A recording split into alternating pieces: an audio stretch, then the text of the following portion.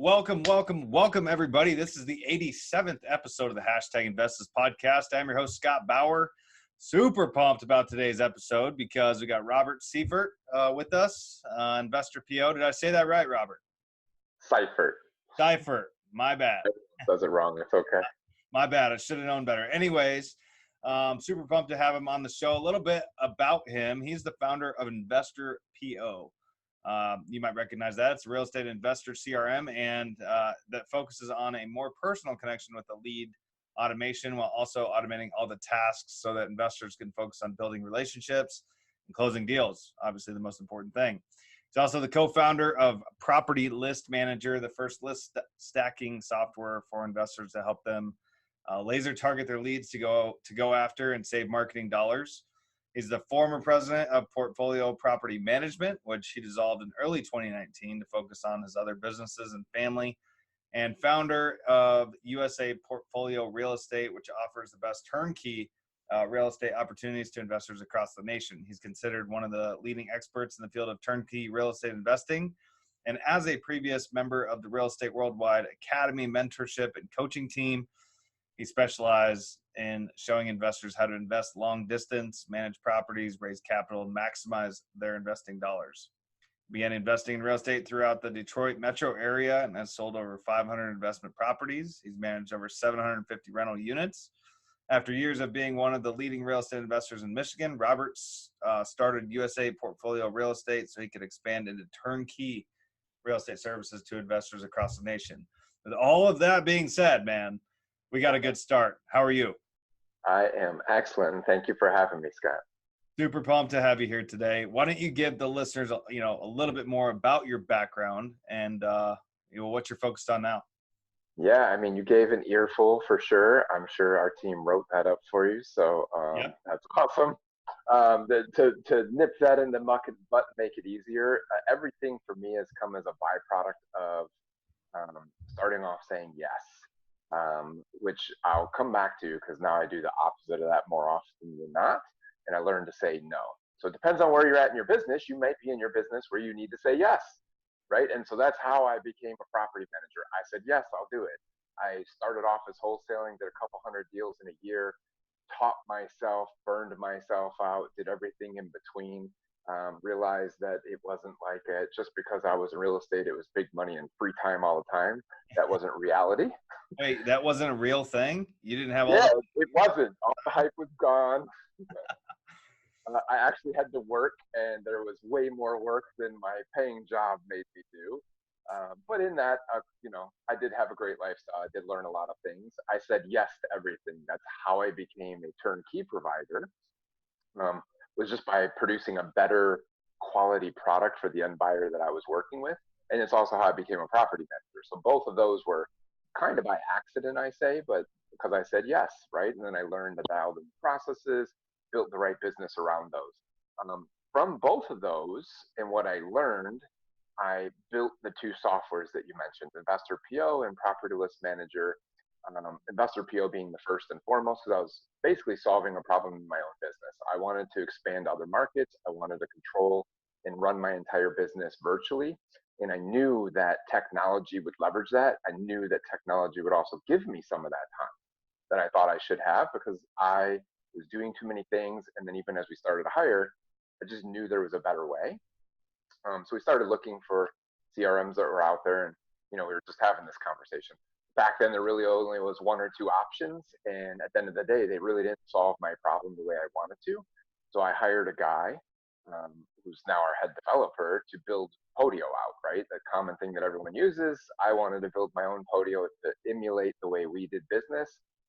In that became a dark rabbit hole. So if you have tons of money and tons of time to spend on building your own thing, by all means, go build out Podio or build your own thing. Don't be surprised if at the end of that tens of thousands, maybe hundreds of thousands spent, that you're still not satisfied with where it's at. And you finally realize not only did you spend money to build it, but now you got to maintain it, right? I say all that to say we ended up building our own for everybody because it solved our problem. And we eliminated 3 jobs and automated all of it. So now I live my life at the beach, right? No, I'm just kidding.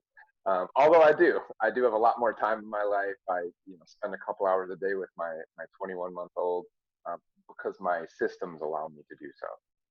So, I want to kind of back that up, and you talk about changes in the CRM, and what I think is really important, and something everybody out there who's in technology today, or even just uses technology, realizes that it changes so quickly that by the time you get done building whatever you're talking about building, it's going to be outdated, right? Unless you're consistently updating, consistently making it better, changing it to whatever you need, it's going to go out of date really, really quick, right? Yes. Now, Yeah. are you still, is your main focus now on the CRM and building that out for people, or are you still in the real estate game? Are you still flipping houses? What are you doing? Yeah, so massive shifts. This is where I learned, I said early on, I said yes, right? Even building the software was, yes, I could see the need in the industry, let's build it. But I'll always keep doing what I do in real estate full bore. I was told that wouldn't happen, but I was a yes man. There's no way. Yes, right? And now I've learned to say no. Yep. My son being born actually was the saving grace in all of it. Going through all that taught me personally a lot of lessons to come back down and say, you know what, you have to focus on one thing. It's a great book, right? But Right. it's true. You have to pick something and focus everything in it. So software is the number one business that we focus on, and it's taken off. So it's tremendously taken off in what we're doing. So we need to double down, and we continue to developing, and we're nonstop. As you said, there's new things every day. We're nonstop developing our product. We're nonstop evolving to the next evolution. Like we're about to release another evolution here in a week, publicly. But that's just how we are, right? But now, because of that, part of what you said in the intro, in early 2019, might have been like later part of 2018, I dissolved the property management. I basically handed it off to someone else. It was the number one biggest time suck, Oh man. for benefit. So I closed down that business to further focus on this. In the year prior, it had already stopped doing renovations because early on we realized like that's too much, right? So we focused our real estate business back on wholesaling because it's a lot easier to manage. To this day, I've had ups and downs. We still do have an active wholesaling business. In 2018, it was, to give you an idea, we used to average over 200 deals a year. When we moved into Turnkey, we were average over 10 turnkeys a month, so about 120 plus deals a year. Once I got into software, that started to dwindle. And then last year, I lost my whole team. Long story short, lost everything in real estate because we went down the software path. Some things going on personally. Still closed, about $500,000 in wholesaling, roughly about 50 deals or so. This year, we've probably done about 32 or 33 deals, I think, in wholesale so far. But now, oddly, part of my community from the software found me a new COO who is now in charge of running, like building that up. So in real estate, we're active. I'm more play a true CEO, right? Like I'm not going to do anything in the business. You guys run and manage the system. And so now we have 3 people there again, who will probably scale that back up to 100 plus properties a year, wholesaling only though. What market are you in? You're out of Detroit? We're in Metro Detroit, but I live in Tampa, and we also do Tampa. We do it all virtually. So my COO lives in Manhattan, New York, and runs our business through the 2 softwares you mentioned. That's everything we use. And then we have just brought on 2 new acquisitions, who are both out of different parts of New Jersey. And again, all in the system, all virtually running. And we're in the 2 markets. So Metro Detroit, Michigan, Tampa Bay, Florida. We'll be expanding into a couple others later this year. But my primary day-to-day is software. Like how do we grow it? How do we scale it? How do we make it better? So I want to come back to the software because I got a lot of questions with that. But really quickly, from a virtual business standpoint, you have guys out of New Jersey, if I heard you right, that are in acquisitions and they're buying stuff in Tampa. They're also buying stuff in Detroit. Is that correct? Yep. You don't have anybody physically going on those appointments to lock up deals with sellers. You're instead utilizing technology in the phone in order to get them under contract and then therefore selling them to buyers virtually, right? Yes. 100% true. Some would say that that's very difficult to do. You've clearly, figured that out. What would you say, just very quickly? I mean, is that difficult to do? No, I would say that I've been doing it for years before I even got into software, right? Part of the software was I wanted to move to Tampa to be at the beaches and palm trees and live a vacation life while Yep. running my Michigan business. And I realized at that time that was more of a mindset, right? I will 100% say it's all mindset. Even the best acquisitions guy we have right now, he just started Saturday. He's already locked up like 3 deals. Told me in the interview, like, well, I understand how to get deals, but this virtual thing over the phone, like, I don't know about that. I go to houses, I'm a licensed agent, I talk to people. I said that I will help you make the mental shift because that's all it is. It If you could is. do it in the house, you can do it on the phone. It ain't, and matter of fact, to me, once you grasp that, it's way easier because I don't have to get in my car and drive anywhere. I don't have to go visit all these houses, which, if you think about scale, so let's say it this way, right? It's easier. Is it better? I could debate with anybody on it, but I will give them the benefit of the doubt and say belly to belly always wins, right? You have a better ability to build rapport, generally speaking. I'd debate that I could probably out rapport you over the phone, but that's debatable, right? Scalable wise, sure, your belly to belly can beat me, but it's a numbers game. You can only go to so many appointments a day. Yep. I can double, triple, or quadruple that over the phone and therefore lock up more deals than you, even if I'm half as good over the phone as you are belly to belly, right? And so it's way easier. Now, you do have to leverage technology. You have to leverage systems.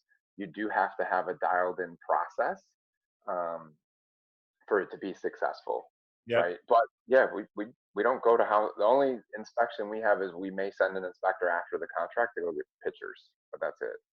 Was just cover your own behind and or get pictures for a buyer that you're going to sell it to. And in the wholesale game, that's what it's all about, right? That's it. Beautiful thing. So back to technology, because I want to talk about, you run a SaaS company. Is that difficult to do? And SaaS is, I just had it, system as a service. What is it? Yeah, It's software as a yeah. service. So you run that type of company. What challenges have you had in building something like that, the way that technology is changing as rapidly as it is? So number one, I think that regardless of the business, right? So the first answer is yes, way difficult. Totally not something I knew or understood when I said yes, right? It's more of a, yeah, we should do that. And it all sounds good. So let's go ahead and run with that. Now, blessing in disguise, I have an amazing developer, right? My head developer is out of San Diego. He's been doing this over 20 years. He's developed things for like Google and different industries. So his knowledge and background definitely helps. And, and you'll appreciate this coming from other masterminds, right? I early on knew that if I'm going to go down this route, then the number one thing I need to do is put myself around like-minded people and find the best advisors. So I sought out, I found the best coach in the SaaS industry, the best mastermind, guy named Dan Martell. He's it, right? And so he's been coaching me and being in his mastermind for 2 years. So I put myself in the process full bore to learn what's different. But at the end of the day, let me give you the similarities to real estate, right? So it's every business is the same at its core. It's number one, track your KPIs. Yep.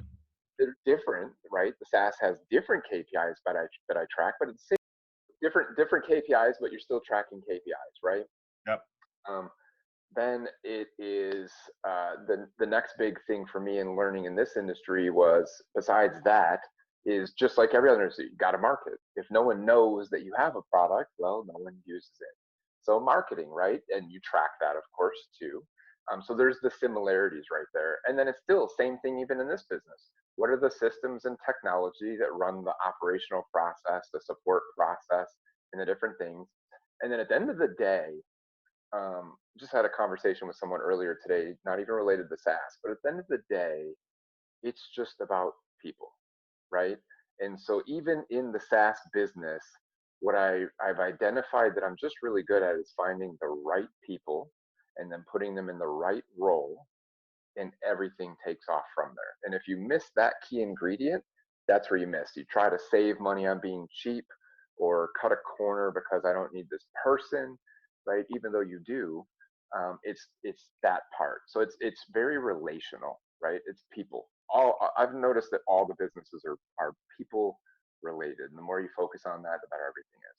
So, what would you say? Because I would totally agree. It doesn't matter what business you're in, and really just life in general, right? If you don't have people skills, you can't communicate with people, can't understand what their needs are, and service their needs for whatever it is, then you're going to have a challenge no matter what business that you're in, right? Like that is so, so important. What, and also you as an entrepreneur and trying to, develop a new product, you said something really, really important, and that is that you engulfed yourself around the people with a like mind. You put yourself in a room with people that are thinking like you are and thinking, above what you're thinking to elevate you, right? That is so, so important. When I tell people how much money I spend on, coaching, on mentoring, on mastermind groups, they're like, what? They just give me the crazy look. But the reality is you have to be around those people in order to elevate yourself to the next level, right? 100%. So what is the number one challenge that you ran into when trying to develop the system? So the number one challenge was my not understanding SaaS, right? And so what I mean by that is my learning curve is different coming from wholesaling, right? Like I market, I get on the phone with the seller, I hammer it, I hustle, I close, I make money. Not the same with SaaS. So two big things that happened, and I've learned along the way. Now I totally understand it. Now we've redialed it. But the biggest things that early on were, and this is why it's a rabbit hole if you try to develop your own for the same reason, right? A developer will build for you exactly what you ask for. Now, you have to pause on that, right? Because you're like, yeah, well, I said exactly what I want, but you may not have. And I've learned this the hard way. You may have spoke to them in the way they understood what you meant technologically wise, and so they gave you technologically wise exactly what you asked for. Now once you see it, you're like, no, that's not how I saw it working. Okay, but that's different than what you said, right? And that turns into a rule of thumb that I've learned in SaaS is this, right? The biggest challenge I had was early on, I agreed to, yes, let's go. It's going to take X amount of months to develop and X amount of dollars to get to that thing, and then we can make money from that day, right? So challenge number one was when we got close to that day, and it was, so actually we need now twice as long and twice as much, and then you'll be able to make some money back. So, and that happens more often than you would want to believe in SaaS. It's pretty standard that it's Yeah, usually going to take Robert, twice as long. sounds like a rehab. I mean, 100%. yeah. Yes, 100% like a rehab.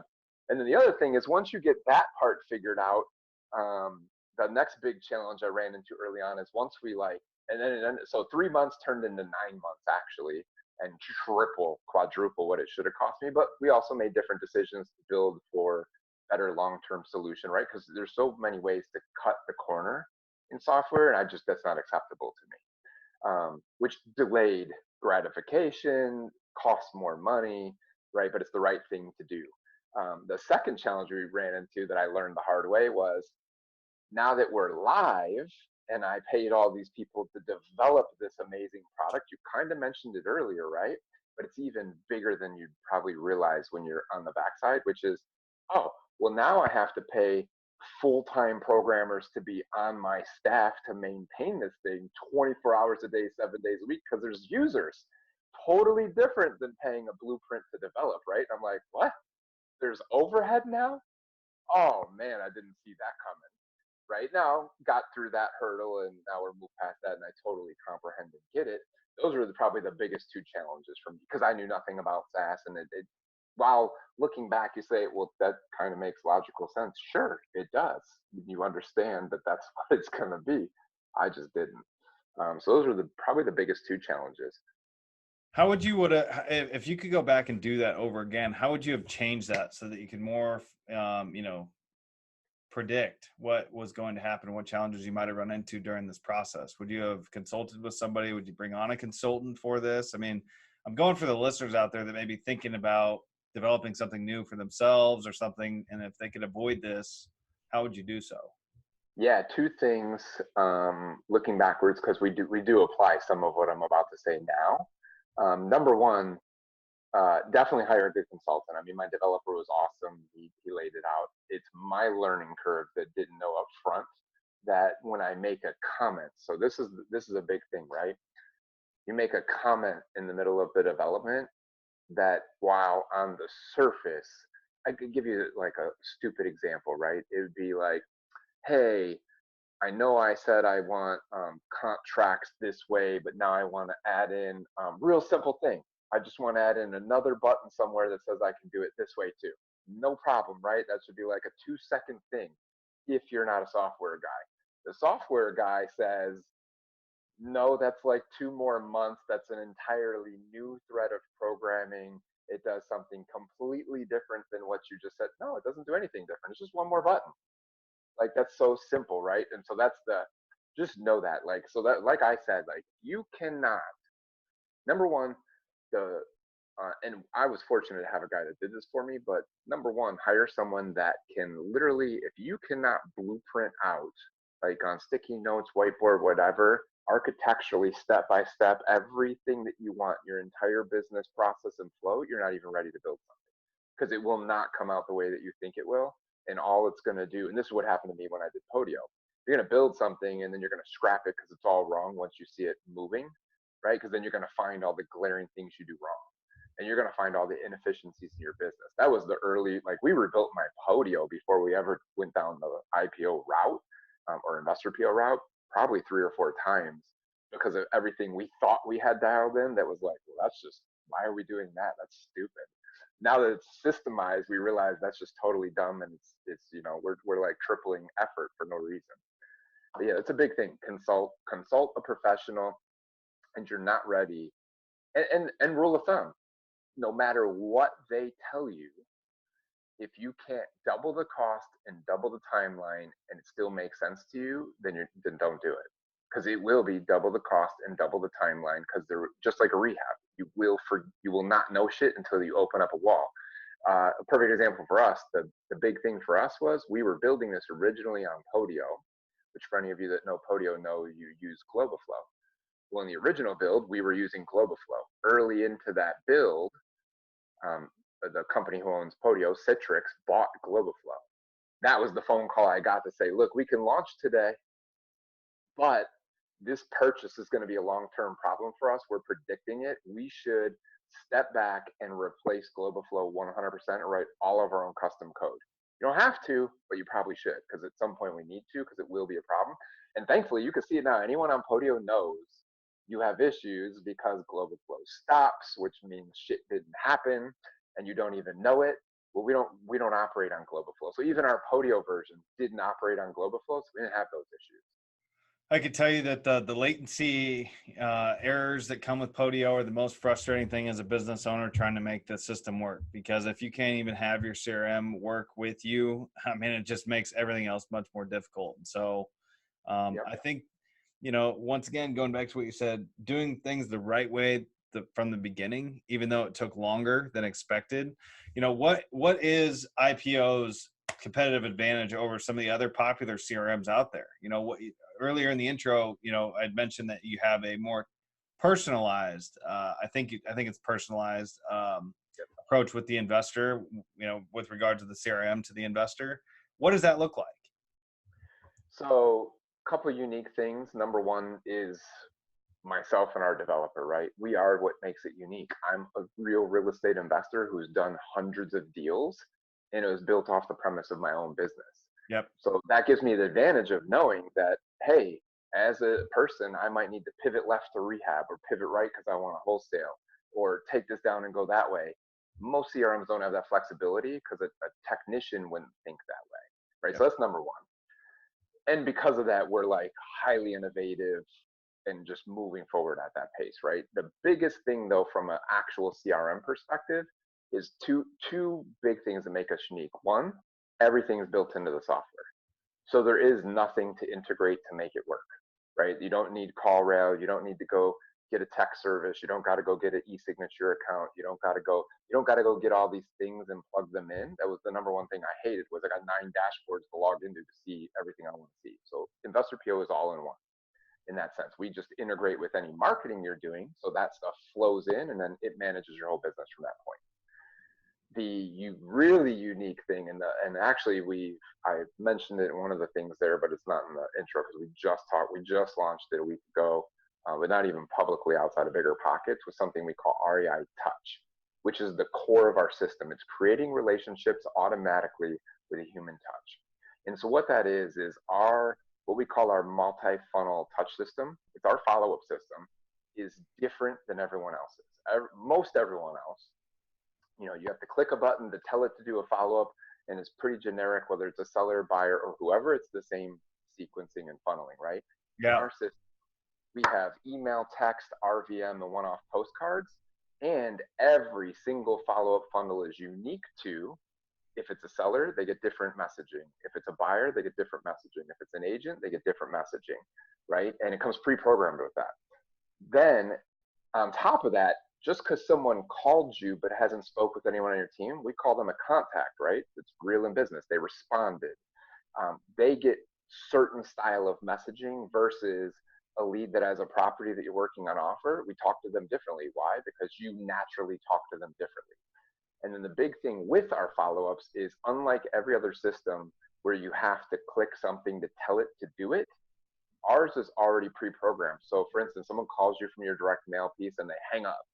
Our system is already sending a pre-recorded voicemail and a pre-recorded text message to them within minutes of that happening. There was no click of the button. We do the opposite, right? Our automation is on from the day you sign up. You have to stop it or do things that would trigger it to shut off. Otherwise, it's happening. There is nothing. And why would I do that, right? Because the common thing that people lack in our industry is, number one, follow-up. They suck at it. Amen. And number two, if you leave it up to the person that is supposed to click a button in your system to turn it on, well, they forget. And now they never got followed up with, and that's how you have lost leads in your system, right? Because you never turned on the follow-up. So we do the opposite. I'm turning on the follow-up for you. So if you forgot about a lead, guess what? They're going to reply to the follow-up. And we get it all the time. Like, oh, the follow-up said they were following up on an offer. We didn't make an offer. They're pissed off at us. No, they told you didn't make an offer. So you have an opportunity now. Make an offer telling you they want an offer. That's why they responded. It did exactly what I knew it would do. Right. And so that makes us unique, because we have so many testimonials in our group. They're like, oh, I thought I had to write all this out, set it all up. And this guy told me no 3 months ago, and I just got the biggest wholesale deal of my life because he responded to a text I didn't know I sent him. Like, yep, that's exactly what InvestorPO does different. The automation side of it, I know, coming from, building out a Podio CRM before, you're very right when it comes to, sometimes you forget, sometimes follow-ups just don't get put in place. I feel like follow-up has been a massive part of my success in my own business. And so I'm pretty diligent about putting those follow-ups in place. However, there's still times when you forget, something happens, the phone rings, you get sidetracked, you get, whatever happens, and you forget to push the button. So the fact that you're just making it automatic and you're forcing the user to have to shut it off to get it to shut off is huge, man. I mean, that's huge. Now, are you Podio based still, or no? Go ahead. Sorry. Are you Podio based or no? You're not. So let me answer that in this way. Technically, as of right now, this minute, if you signed up, Podio would be installed on the back end underneath our account. But come Monday, God willing, so we're going to be non-Podio based, but our publicly facing website is not yet. For all intents and purposes, you go to the website, all you see is the interface that you use, which is not Podio, right? And so you don't actually log in, you don't do anything in Podio. The only reason we have Podio on the back end, I kind of mentioned it to you early on, is we built this thing from day one, knowing where we were headed. So what I mean by that is, like I said earlier, we never used Globoflow, we never used anything else. We built our own platform, and we made it talk to Podio because all the apps were there. So we launched a year and a half early, or probably about a year early, by using Podio for people to work in it. Early in February, we finally finished our interface and moved everyone's team over to our interface. But why was it Podio based still? Why? Because no one had to switch. All we did was say, well, if you don't like using Podio, don't log in there no more. Just have your whole team log into the interface now. They can use it. So there was no switch, right? There's no massive switch because we built it. And now, so the next Monday, my system's been off Podio for a month. We're what you call a guinea pig company, right? As the owner, we get to try it out first, and if shit don't work, right, then we report it and it gets fixed. And so by Monday, it looks like everything is working awesome now. We've got like 3 new massive features we're going to introduce to even take it further from what we were doing and showing. And on Monday, the deadline is Monday for us to be able to literally switch our website, non-Podio signups 100%, and start clicking a button to shut it off for all of our current users. And I asked the question because I've brought this up to another CRM company that we've talked about before. What happens if Syfert sells out to somebody else, or something happens with Syfert, which is the back end side of Podio, and all of a sudden they get rid of that? If you build your whole system on a third party system like that, and they decide that they want to make a business change, you have no control, could wipe your entire thing out. So two things to that. Those are great, valid points that no one talks about. And I'm glad you brought them up and not me. Right. So number one, that goes back to, remember I said early on when Citrix bought Globoflow, my head programmer said, you can launch today, but just know we're going to have to write our own code. That is going to be a problem. They're going to change the way Globoflow works. They're going to impose limits. They're going to do different things. You may remember this, you may not, depends on how much people have done with Podio. To your point, Citrix in, I think it was January of this year, changed. No longer can you have a free Podio if you have over 500 items. And if you have somebody's pre-built Podio, you have over 500 items just by all the things they've connected to it. So now it's $9 a user. Who's to say tomorrow they don't change that and say it's now $24 a user, right? Right? And now also to your point, my SaaS mentor, that exact comment was one of the early things he said. Well, you don't have your own platform. You're built on Podio. So if Podio shuts down tomorrow or changes anything, your whole business is gone. You don't actually have a SaaS business, which is why we built our platform first and connected it. So even if Podio shut off during that whole year, it would have just meant we would have had, we would have said, hey, we don't have 10 of the features we used to have, but we still got the core. The follow-ups are there. Our core system is there. That's REI Touch. So actually, if you go to reitouch.com, that's just our follow-up system. And there is no Podio. That's 100% our core system and a stripped down CRM. So like if you're brand new and you're considering getting CallRail, go get REI Touch, because you'll also have a place for notes, a place for your properties to be stored, a place to have your KPIs from where it came from, right, et cetera, and still have the phone numbers and ability to order more phone numbers. But that is the key thing, that there's still a couple other Podios out there that they have no plans. I mean, I have gratitude to the one that is moving off and they know it. The other couple that I know of, they have no plans of leaving Podio, but you make a very valid point. And why wouldn't they change it once they get you in there even further? They're gonna stick it to you because they can. In my opinion, I mean, yes, there's going to be those companies that are present now, but as soon as something changes in the market, those guys are gone. And somebody who's not forward thinking from the beginning like that, anyways, I don't have a lot of confidence in that business model. That's just me. If you're trying to run a business off of somebody else's business, somebody else has the control, right? It's like that's not good business sense in my eyes. But where do you think? So what is your goal now that you're full time with IPO or InvestorPO, and that is your baby that you're growing and developing? What is 5 years from now going to look like? It's a great question. That's why like I said, I started saying no to everything that I can. I mean, so much so that even when I brought in the COO, we flew him out here and spent a day and realized one of the problems was he wasn't closing deals because he couldn't. I was like, oh, dude, you know what? I'll spend an hour a day getting on the phone with sellers and I'll just lock up all the deals.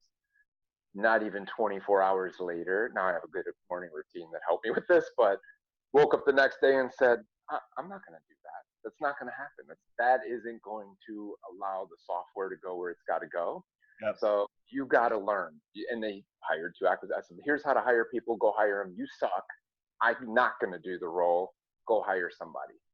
On your question, we're actually like in the middle of some massive meetings right now. We're about to, I won't announce it on here because I don't know when this goes live, but let's just say we're about to make some huge announcements that are about to, number one, like I said, we're non-Podio with 100% of what we built is available Monday, right? What we're doing is now analyzing the business at such a deep level and bringing in even more experts to say, where's the industry headed? What are the needs? I mentioned we have REI Touch. Why? We've had thousands of chats. We've had over 1,000 customers, and we've now analyzed everything to say, anyone that left us, why was it? Well, they weren't far enough in their business to need all the CRM stuff. They really didn't need that yet, right? All they needed was a phone system. So we have REI Touch. We created something to help that. We will continue to be, one of our core values, right, is forefront of innovation. So how are we going to stay ahead? We will always be innovating. Whatever you think you see that we have today, 6 months from now, it's not the same system. Same core idea and principle behind it, but we'll have a new system. I think that, and you mentioned it, right? There will be a change in the industry. And whenever other things change, like Podio changes their mind, right? A bunch of businesses go out of business. We won't. We'll always plan to be 5 years ahead of everyone else, right? Like, so there's the rule of thumb, right? A lot of people say, well, you know, this InvestorPO thing, it's new. Yeah, we've only publicly been available for about 2 years now. In 2 years, we have probably done 7 years worth of development, right? So that's why more and more people are hearing about us now than ever before. We're leapfrogging what's out there because we just won't stop innovating. And then I have the advantage of everything that we're considering putting into our roadmap to develop for people. I have a test pilot. It's called My Real Estate Business. I actually have them go implement it, see if we works, we likes it. Can we prove that the idea we just came up with will make it easier, more automated, and faster for someone? If so, it gets added to IPO. Give you an example. Give you a small example without trying to give away too much. There's about to be, between the softwares that we've created, a lot of the technology being used in both ends. And just know that we have the technology to do a lot of things that we don't do, but we could. I say that to say there's a lot of things when I say we're about to make a huge announcement. I mean, we're analyzing everything down to what makes people fail. How can we fix that? What have we seen where people weren't successful? How can we fix that? Mm-hmm. And so that fosters in our meetings, right? Very good thought process. Ask a great question, you will get a great answer, especially if you ask it to a room full of people smarter than you. Right. Right. A lot of that happening and will always be happening in our business. So do you have a specific target that you're going after, what you want to achieve? Do you want to, you know, is there like a number of companies you're trying to help by providing the service to, or what's the target for you, you know, in the next 5 years? What, you know, that was kind of my question. What are we going to see out of you in that? Yeah, I gotcha. I get it better. So we are going to be the go-to source for any tool or resource that you need within the real estate investing industry. Whether it is it starts with the foundation of you need the right tools and systems, right? And so that's what you'll see when you see REI Touch get launched out. Why? Because we've identified the biggest user that fails is the new person trying to learn all this extra stuff they don't need to know yet. So we're simplifying that, and simplifying because that will allow us to answer your 5-year question. We should have 50,000 active real estate investors on our platform within the next 5 years. And so we're focused on starting at the smallest denominator. The majority are the new people, right? That are trying to do their first deal, or they've got a deal and they don't know how to keep doing it, right? So that's the majority focus of that product. In our software, we already have the more advanced version. We have people with teams of 18 to 20 people on it, right? So we're very scalable. Now we've stripped it down from what we've learned, so that we can identify and help the 50,000 businesses. And then this will give us more data as well, right? And from data, I don't mean your leads or your lists or anything like that. What I mean is identifying why you're failing, right? And it's, you have lack of funding, you have lack of sales skills. Those are the two biggest things that we see is if somebody's getting the leads, they're not converting them. And their answer is they're garbage, right? They're not. You're just not converting them. You haven't developed those skills. So we're already, in the next couple of months, one of the big announcements we'll make is, hey, we have a whole sales training course now that literally will show you how to close and convert the deals that you're now. Why would we be able to teach that? We do it virtually. Why can't you do it living in the town next to the house, walking up to the person? Right. It's easier. It's easier to do that. So but it's you're missing some very basic things, or it's because you're not that person and you have to hire that person, right? That's the other side of it. So that's what you're going to see. Our goal over the next 5 years is, or not even a goal, what you will see over the coming 1 to 5 years is that we will become the go-to source for all real estate investors for every tool and resource they need, whether it's provided by us or it's been vetted by us as for you and where you're at. This is the best thing out there because we've personally used it and they're great at this. And we don't want to redevelop it because they're already great at it. Now, we didn't talk about this pre the show or whatever, and this isn't really a sales technique at all, but what does it cost for the service? And off the cuff, I mean, what if an InvestThis listener reaches out? Is there any incentive you can give them? So there is, it starts at $97 a month and goes up from there. I would be more than happy to anyone watching this on InvestThis, if you don't sign up at the website, because you wouldn't be able to, I can't make up something on the fly on a camera, because you're right, we didn't discuss this before. Right. But if you reach out to, we really can't do much at the low level account, right? Because it is what it is. We're trying to give every tool we can for as cheap as we can. But if anyone reaches out and they like what they see and they want to get into InvestorPO and they know it's the change they want, then fill out the contact form on the website or email support or info@investorpo.com and tell them you saw me on the InvestThis show, and we'll send you our current event special. So we do like pretty primo specials and throw in a bunch of stuff when we go to events. And we always have one every month. So we'll give you, and it's a different special every month. So it just depends on where we're at, what we've got. But if you reach out and mention InvestThis in it, we'll give you one of those specials that we do at the events coming up. Like we have an event week in Mississippi, we'll give them the exact same special we're going to launch there. Awesome. Well, like I said, we didn't talk about that ahead of the show, so I appreciate you sharing that off. And just for sake of time, are you ready for a lightning round? You got it. Let's go. All right, man, let's get after it. So a little bit different here, but can you tell me about a time that you passed on an opportunity on a deal, and and whether that was a good deal or a bad deal or a good idea or a bad idea?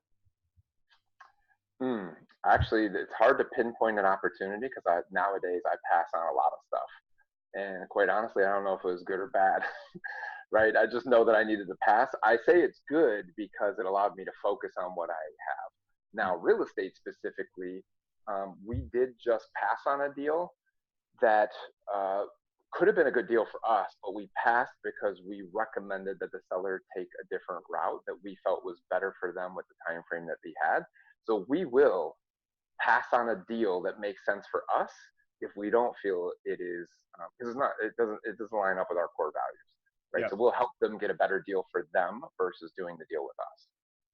That's a good way to put it. I think that's being selfless, right? You're not looking after yourself, but out of somebody else, which you give somebody else what they need, you'll get what you want eventually, right?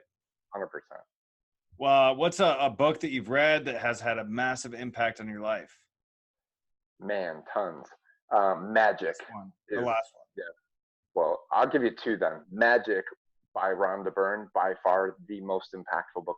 Every time I go back to it, it impacts me in another way. And I've probably given away over 100 of those. It's that impactful. It's a 28-day read. Amazing. Most recent impactful book is that, well, I want to give you one you can get. Well, let me give you one. You probably won't be able to get it unless you search for it online. It's called The Truth About Business by Dana Derricks. Okay. He's the copywriter behind everything you see ClickFunnels ever do. He's a genius.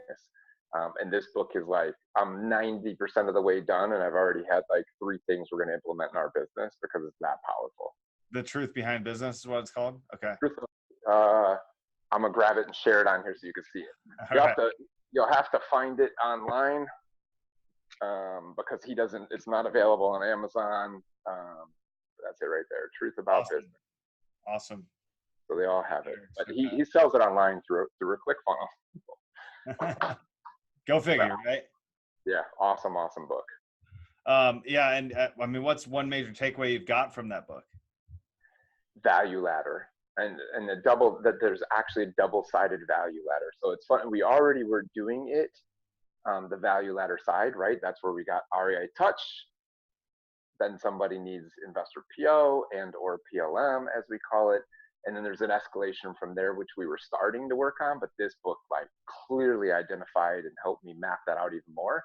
And then found out there's a flip side of that. The biggest nugget out of that though in the book was you don't actually have a business if you don't have a value ladder. I don't care what your business is, Yeah. right? Any business that is successful has some sort of value ladder built in. So that was it. That was the biggest, hugest thing in that book. Awesome. Awesome. Thank you for sharing that. What are you trying to learn right now? I am trying to learn to be the most effective leader. So like I get books on that sense, right? I took a good test, hired another coach to help me on how do I escalate myself from wanting to do things, right? The normal, I want to do certain things versus leading the person better, right? So I'm reading a book called Crucial Conversations to be better at that. And then I just ordered another book called Influencer to help me learn how to better influence people to do the things that I want them to do, and it be their choice and not mine. You know, I think as an entrepreneur, we're all trying to get better all the time at being a better leader, right? That's kind of odd, but a couple podcasts ago, the same thing was happening with them. They're trying to work on becoming a better leader. I myself am working on trying to become a better leader, because if we can lead people, everybody wins, right? That's the most important part. So thanks for sharing that. Really appreciate it. How do you like to give back?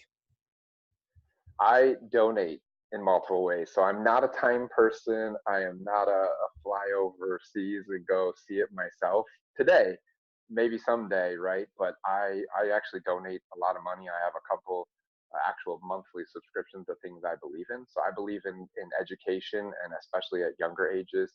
I also believe in helping the homeless and pets. So I donate every month to all those types of things. Sure, it is greatly appreciated wherever you're donating. It doesn't always have to be time. It could certainly be money, because as we know, money does run the world. So appreciate you sharing that. And finally, where can the listeners reach you if they want to learn more about IPO or InvestorPO, or figure out how they can get into your circle or be around a like-minded person like yourself? How can they find you? Best two places you're going to reach me is either sending me a message on Facebook. I don't see them all the time, but I will get back to every single person myself. I don't let anyone operate my Facebook but me. And then if you're an email person, then absolutely reach out to robert@investorpo.com. That's where I'm most found every day now. Awesome. Well, it's been a pleasure to have you here today. I think IPO or InvestorPO is something that is changing the industry for a couple of different reasons, right? It's cool to see that. What you have in mind is that you're thinking about the user and how you can make it function for them the best possible way to keep them successful, right? And so I appreciate you being here and sharing all that information, and look forward to keeping in touch. Awesome, man. I appreciate you having me. It's been a pleasure today, Scott. Yeah, man. We'll talk to you real soon. Absolutely. Thank you. See you, man.